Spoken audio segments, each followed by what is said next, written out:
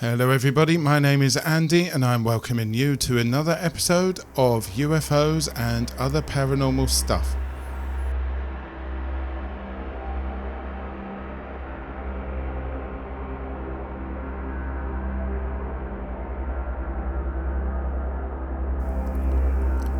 First of all, I'd like to wish you all a very, very happy new year. I hope that 2022 was a good one for you, but I hope that 2023 will be even better. Don't forget to have a look at our website, www.ufosandops.com, where you will see a contact form. You can contact the show directly there. You can contact me. You also have a look at the shop. We can buy t-shirts, mugs and stuff. And also they've got all the previous episodes there in video form and in audio form. Talking about the video podcast, unfortunately I've decided that it's going to come to an end in the format that it is in, and it's going to revert back to what it was before. So no in-picture sort of videos of me talking to you basically. The reason is because just to do the video part of the podcast was very, very time consuming when you have to do all the research for the podcast and all the recordings and then all the uploads, blah, blah, blah, all the graphics as well. It was very, very time consuming and basically had to free up a lot of time by stop doing the video podcast. You will get videos still on there, but they will not be basically showing me. However, if there is a special that we do, like in Pluckley or other specials, they will be in video form and you will be able to see everything and everybody on them. Another change to the show is that I've decided that Season 3 will be the season where we begin to get guests on. So what I want you to do is to go onto the website and contact me there with any guest suggestions that you might have for the show. That would be a real help, and I will do whatever I can to get them on to the show. I have already had one or two suggestions given to me by, of all people, Mr. Philip Mantle, who works for BUFOG, the British UFO Research Association, and David Hodrien, who works for the BUFOG, which is the Birmingham UFO Group. So I'll be contacting a few people. But yeah, just let me know your ideas on guests, please. Thank you. Now, onto this episode, ladies and gentlemen, we're going to be talking about the Warminster Thing. And Warminster is a lovely town down in the southwest of England in the county of Wiltshire. Of course, you will all know about Wiltshire because that peaceful county is the host of many interesting and paranormal things, such as Stonehenge, for instance. Wiltshire is also one of the most active hotspots, UFO hotspots, in Europe, with UFO sightings, crop circles and strange noises being reported to the local authorities since the 1950s at least. But it is an event that occurred back in the 1960s that we will look into today. That event is known locally and nationally as the Warminster Thing. You will notice there that I did not say the Warminster UFO, Warminster UFO flap or Warminster poltergeist. I said the Warminster Thing. It is called the Warminster Thing because it couldn't really have been put down to just UFOs or any other paranormal thing only. Or could it? Back in 1964, the farmers of Devon experienced a lot of break-ins to their isolated farm buildings. A police superintendent arranged for one patrol cart to be taken from its usual duties of patrolling the Oakhampton town centre to keeping an eye out in the farm areas to try and apprehend those who were breaking into the farm buildings and causing damage. Two police constables chosen to do that duty protested to the sergeant upon clocking in to start their shift, but nevertheless they had their orders and they would follow them to the letter. Midway through their uneventful patrol of the farmlands, the two constables decided that they would now head back to the police station for a little break. They turned the car around, then suddenly, PC Willie stopped the car in the middle of the road on this dark night. The other man, PC Waycott, asked, "Why have you stopped the car?" Willie was pointing to something outside of the vehicle, up and in front of them. A strange light hovered in the night sky just ahead of their car. What was it? Both officers later described it as a series of lights in the shape of a cross. They went on to say that it sped off when it seemed to have become aware of the two men. They were seeing what became known as the Devon Flying Cross. Waycott updated the control room and Willie set off in pursuit of the object that they estimate was travelling at about 1,000 feet above the ground. Travelling at 90 miles an hour, the police car was unable to keep up with the UFO. They followed the object for an hour, stopping only to confirm with other road users that they had seen the object as well. The officers believed that the UFO was being controlled, but also that its controller was very much aware that this police car was following it. The UFO succeeded in losing its police tail. Many residents had seen the object and written in or called to the RAF to ask what it was. The RAF made repeated statements saying that they were not involved in the incident in any way. The locals grew very concerned that something very sinister might have been responsible for what they had seen. They had reason to be concerned. This was, after all, the same region of the country, southwest England, that about 100 years ago had been visited during winter nights by a mysterious being, one that had left footprints in the snow that locals had called the Devil's Footprints, as mentioned on the previous episode of this podcast. Locals had never forgotten about that. But 2 years prior to this incident, a neighbouring county had been terrorised by a mysterious force, and that force may have made an unwanted return to the southwest. That force is what we now know as the Warminster Thing. Warminster is a garrison town and it sits not too far away from Stonehenge and the Salisbury Plain military training area. It is a historic town, originally settled by Romans and of course the site of many battles during the English Civil War. But it was in the last days of 1964 that the town came under national and international spotlight following a series of strange events. 25th of December 1964, Christmas Day. Mildred Head, a resident of Warminster, was woken up by a strange noise coming from the roof of her house. It sounded like someone was dragging a branch of a tree across the tiles of the house's roof. But then the noise developed into a thudding, as if large hailstones were falling onto the roof. Mrs. Head went to a window to see the rain on the street below, but there was no rain, there was no hailstones, the skies overhead were calm and clear. But the noise continued, then changed to a low hum which itself increased in volume.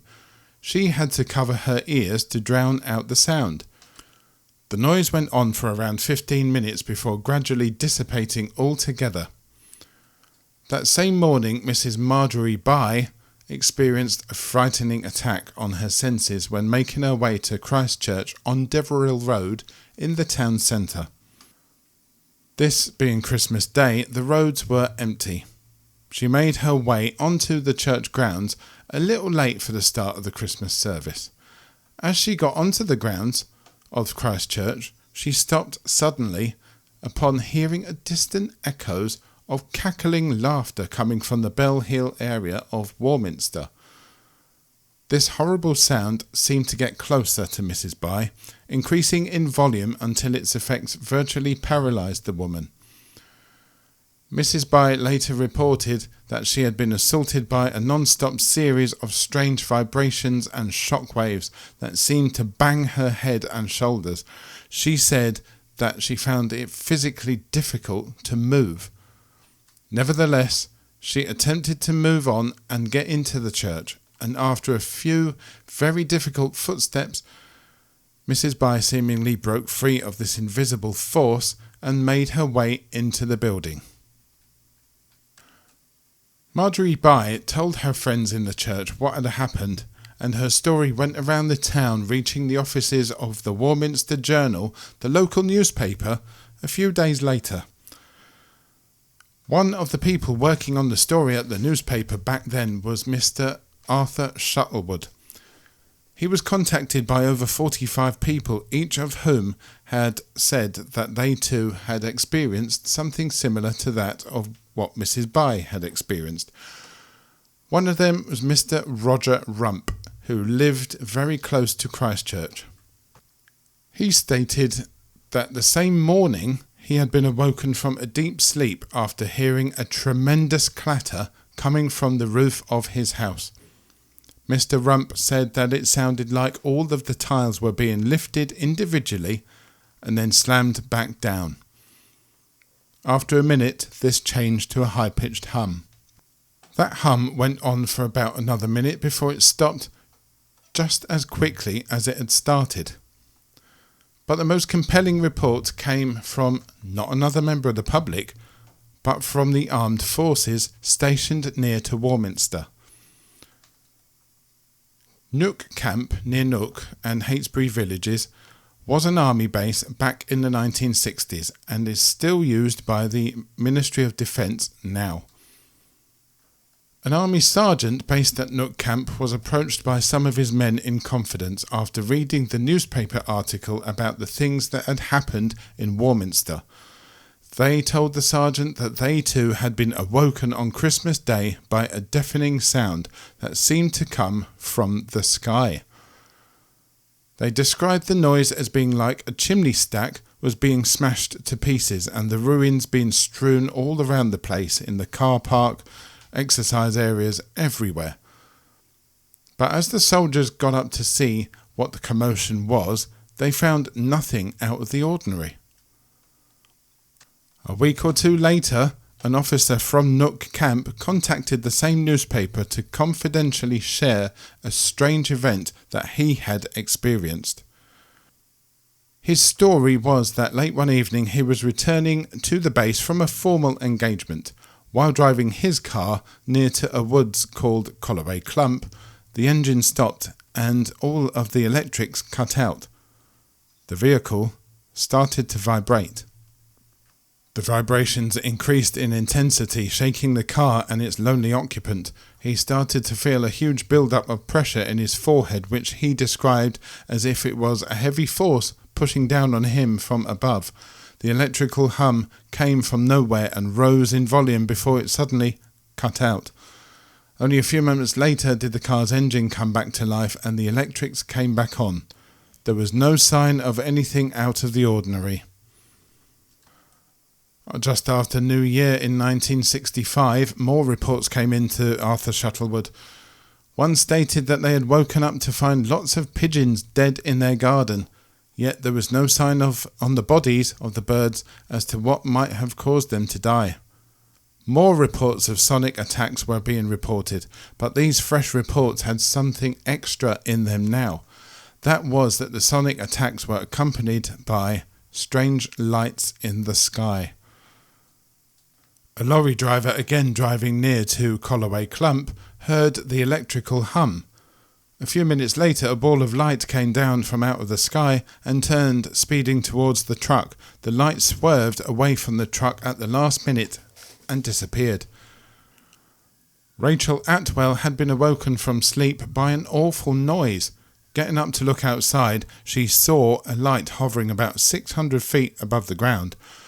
Atwell, whilst watching the light, started to get a severe headache, the pressure of which grew in strength. The headache quickly eased, and at the same time the UFO vanished. Come the summer of 1965, and the reports started to come in from multiple witnesses. Lake Shearwater, not far from Warminster, was a popular fishing area. 17 people who were at the lake reported seeing a cigar-shaped UFO moving at incredible speeds and with a strange sound. The final sighting was at Christmas in 1965, a year since the whole thing started. Since the Warminster Thing, many have tried to theorise what might have actually happened. Wiltshire and its neighbouring counties are hotspots for weirdness. Some people believe that there are many ley lines in that part of the country, all of which seem connected to or terminate at Stonehenge. They believe that the ley lines generate forces which can move things forwards and backwards in time or act as navigational devices, if you like, for aliens. Some has even postulated that the military might have been trying out some new top secret equipment like sonic weaponry, which is now used in the battlefield. The Ministry of Defence, of course, has denied this. Well, they would though, wouldn't they? The lights in the sky could have been from nighttime military training, and explosions made by artillery on the ground could have explained the dead pigeons and other wildlife, and why there was no visible cause of death on the bodies. It does not explain the lights that were seen to be still and right in front of the houses by the witnesses who saw them. Of course, some thought that these events and the subsequent media scrutiny was all staged to bring more visitors to the town and to increase Warminster's local economy. Mr. Arthur Shuttlewood, the man who reported all of these goings-on in the local newspaper, wrote some books on the incidents in and around Warminster. The Warminster Mystery, The Flying Sorcerers, and more UFOs over Warminster being amongst them. Shuttlewood also gave many lectures on the phenomenon and also arranged mass UFO watching events which still go on to this day and have not failed to provide UFO watching moments. A report of one I will tell you in a few moments. Whether the incidents that occurred in Warminster back in the 1960s were military training or actual UFO events, we may never know. One thing is for certain though, and that is that they have placed Warminster firmly on the UFO map. There was even a nightclub in the town called the UFO, and recently a mural was unveiled in the town centre to mark the 50th anniversary of the incidents. With each passing year, the events that took place in Warminster nearly 60 years ago look set to remain a mystery. A little while ago I mentioned the UFO watching events that take place at Warminster. Just like those organised by Arthur Shuttlewood back in the 1960s, people would gather in some areas in the outskirts of the town and spend a night or two looking at the sky, in the hope of catching a UFO or two. It just so happens that I've been sent a report of a sighting that was made during one of these watches, as they still go on even up to last year, I believe. The report was written and sent to me by Mr. David Hodrien, the chairman of BUFOG, the Birmingham UFO Group. The report can be found at www.bufog.com, alongside many more. Here is David Hodrien's report in full. 29th of August 2009. Warminster. Skywatch UFO. BUFOG Chairman sighting. Updated on August the 25th, 2019. Birmingham UFO Group Case Report. Author David Hodrien. Release date 3rd of September 2009. Introduction. I have been interested in UFOs for over 20 years now and have been investigating sightings for a year and a half. I have heard of many fascinating encounters with UFOs and alien beings from the very people that have experienced them.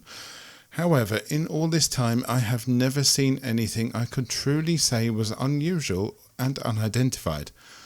That was all to change for me on the evening of Saturday the 29th of August 2009, where I would at long last have a first-hand sighting of a UFO. And of all the places I would have this first sighting, it would be during a skywatch on Cradle Hill in Warminster, one of the UK's biggest UFO hotspots. The Skywatch.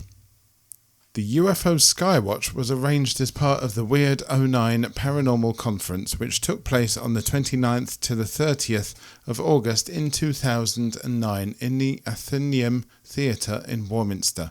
It was organised to kick off several hours after the first day of lectures had ended, and the designated location was Cradle Hill, just to the north of the town. This has been a popular location for UFO skywatches since the late 1970s, when the famous Warminster UFO flap took place. At 8 o'clock in the evening, at least 40 people left the town and drove up Cradle Hill to the area where the White Gates used to be. This area gives a great view of the sky in all the directions and is the traditional meet-up location on the hill. The area is right next to Ministry of Defence owned land, and the organisers of the Skywatch had informed them that we would go up there. The road heading uphill from where the White Gates stood until recent years leads to the copse and a small wooded area where a lot of unusual activity and sightings have been recorded. It's about now in the report that Mr. Hodrien has included some photographs of himself with other members of BUFOG, other members meeting up, as well as the area where the White Gates were and Cradle Hill itself. Light flashes incident. It was approximately 11 p.m. and the cloud had mostly cleared from the sky, giving a fantastic view of the stars above. Earlier I had been up at the copse, but had now returned to the area of the White Gates. There were at least 20 other people remaining, although some had decided to head back down to Warminster town by this point. Suddenly, to the north-northeast in the distance, we started to notice what looked like a bright blue and white flashes of light, which seemed to light up the sky and reflect off the bottom of what cloud there was. There were some low-lying hills in the distance, and the flashes seemed to be coming from beyond these. I would usually assume such activity to be a distant thunderstorm. There was no sound whatsoever, but sheet lightning is known to be silent. However, the weather was very clear and dry, so this seems very unlikely. Some more photographs follow this, showing the area of Cradle Hill where the lights were seen from. The flashes continued irregularly for about 10 to 15 minutes, sometimes within a second of each other, other times longer. As we watched, the flashes seemed to get brighter and more prominent. It did not look like a floodlight flickering on and off. If it was a distant firework display over the brow of a far hill, surely the flashes would have been different colours. Also, it is unlikely anyone would have fireworks display at 11 p.m. at night, so therefore I believe this is not an adequate explanation. The flashes of light were probably caused by something mundane, but were still interesting and certainly caught everybody's attention. On the 2nd of September, I was informed that there had been a rave at a nearby Quebec farm. However, this farm lies directly east of Warminster. The flashes of light were clearly seen to the north-northeast, so this cannot have been the cause. A photo follows that showing where the direction or the location of the Quebec farm. UFO sighting details. At approximately 11:30 p.m, most of the remaining people on Cradle Hill were situated at the White Gates area. The weather was very clear, with only a light breeze, and there was a full star-filled sky above our heads. The moon was visible to the southwest. All of a sudden, someone remarked that an RAF jet was approaching. I looked around and saw a white light to the south, heading in a north-northeast direction. There was a dark shape behind the light, but it was hard to see clearly against the night sky. As the object got closer to our position, all of a sudden the white light flared up extremely brightly and then immediately died back down. I could then make out a dark green-blue coloured light on the object. It was completely unlike the normal bright green navigation lights seen on an aircraft. Others actually described this light as being blue, but I clearly saw it as a mix of green and blue.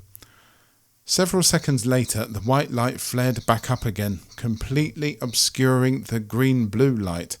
It continued in this fashion for the remainder of the sighting. Note, in the below drawings I have not drawn the actual object behind the lights as it was too dark clearly to see its shape. Of course, if you go on the website you will see the drawings that Mr. Hodrien has made. The object was moving quite fast, I would say at least a few 100 miles per hour. I estimate it was about 1,000 feet high, but this was quite hard to judge. It certainly looked faster than a normal plane would appear at that height. It was more like the speed of a military jet. However, for the duration of the sighting, the object was completely silent.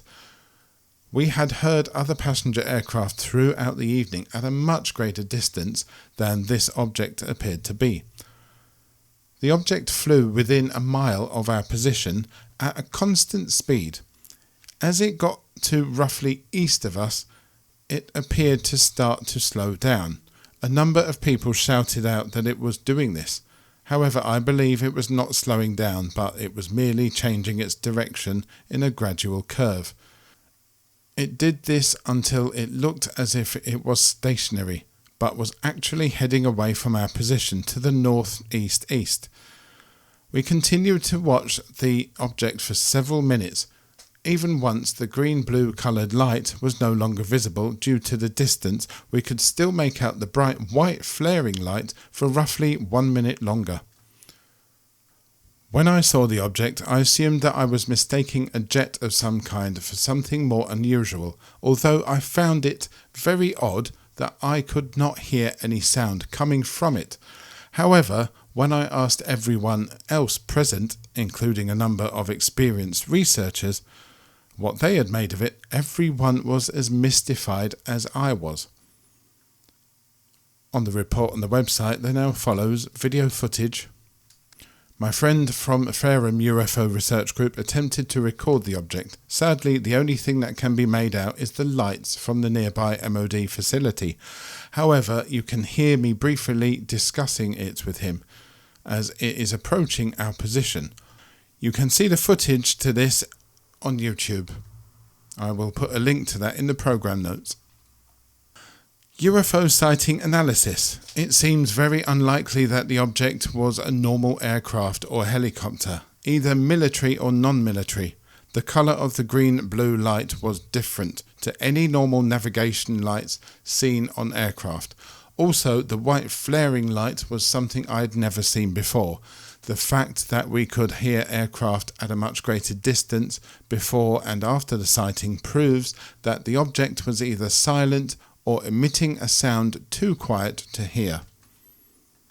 The report goes on to detail a list of various lights usually installed on aircraft and how the object we saw differed from them. The report also goes on to say, so if the object wasn't a normal aircraft, what else could it have been? It possibly could have been a hoax created by someone who knew the Skywatch was taking place.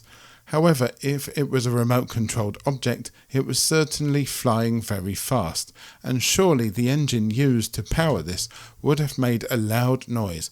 Also, the object flew completely into the distance, so there would have needed to be a very long range on the remote control.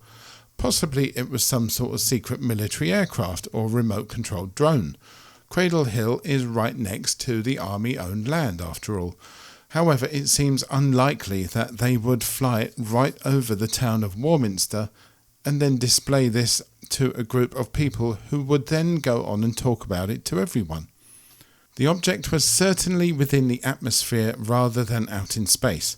The regular flaring light, constant speed and changing of direction means it cannot have been a natural explanation such as a meteorite or earth lights, or swamp gas as they usually like to say.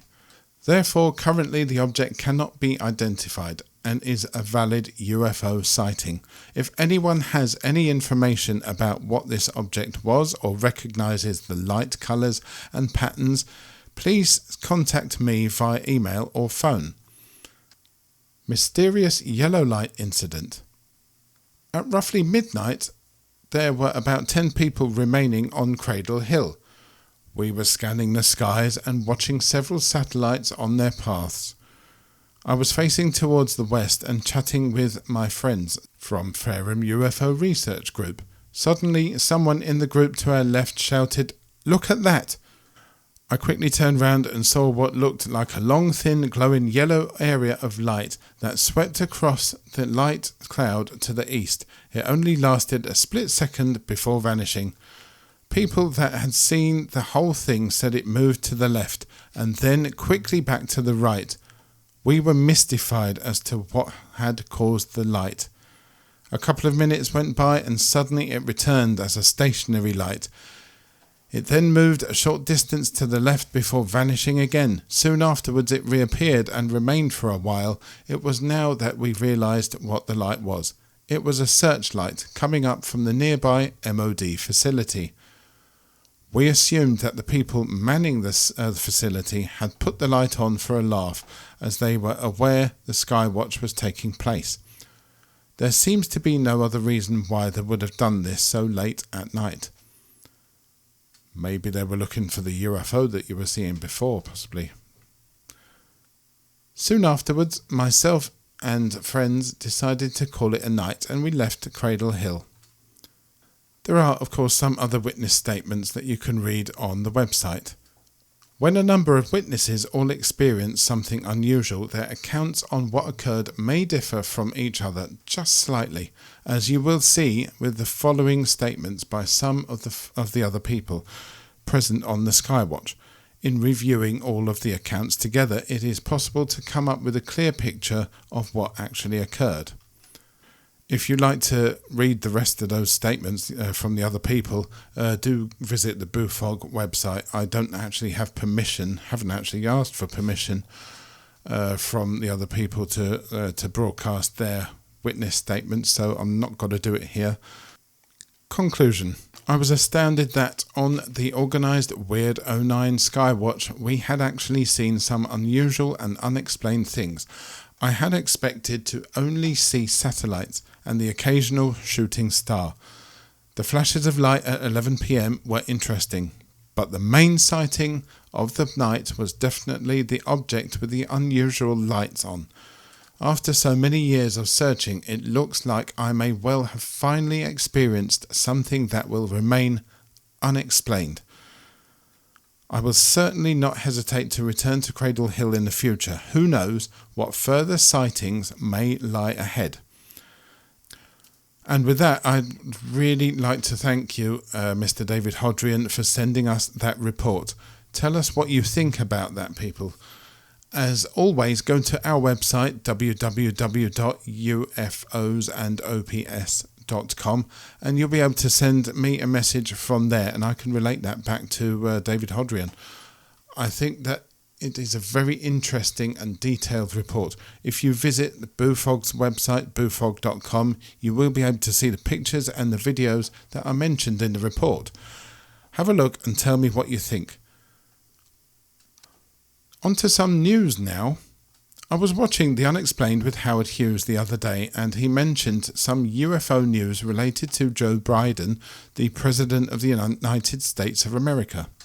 That news is that the President Biden has apparently signed off an investigation into a UFO crash that happened in the United States of America in 1945, 2 years before the Roswell crash that sparked the whole UFO thing. It has been dubbed the Roswell before Roswell.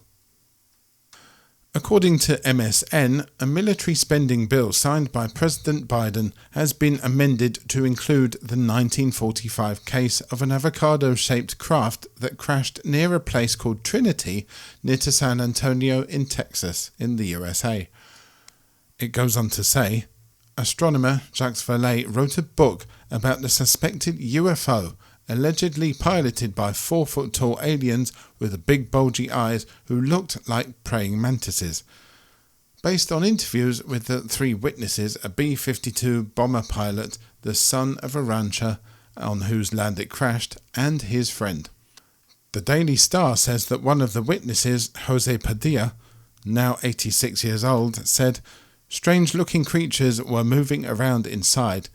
They moved fast, as if they were able to will themselves from one position to the other in an instant." He also claimed that the soldiers took the 25 by 14 foot craft away very soon after. That is very intriguing, isn't it? What is also quite intriguing, ladies and gentlemen, is the fact that this took place very close to White Sands in New Mexico, the places where the first atomic bomb, codenamed Trinity, was tested. That very same year, in fact, 1945. But surely this is all just coincidence. I believe the book about the incident, written by Jacques Vallée and Paola Harris, is called Trinity, The Best Kept Secret, and is out on Amazon and on Kindle for your reading pleasure. And I have heard that there is an updated version out as well, so give it a read. I'm going to. Thank you very much for listening to this episode of UFOs and other paranormal stuff, and thank you very much for sticking with us with the podcast during 2022. Please do give me your guest suggestions. It is about time that this podcast did start getting guests on, and I would really like to see who you think would be good for the podcast. Do have a look at the website, www.ufosandops.com, where you can contact me directly. You can get all of the podcasts and vodcast episodes that have come out previously, and you can also access our shop that sells t-shirts, other bits and bobs that you can proudly use to tell your friends and family that you believe in the existence of aliens and UFOs. And if you want to, you can also make a donation to the show, which all helps the show keep going. All that is left for me to do is to say to you all the very best, and stay in touch, and I will speak to you very soon. Bye bye now. Take care.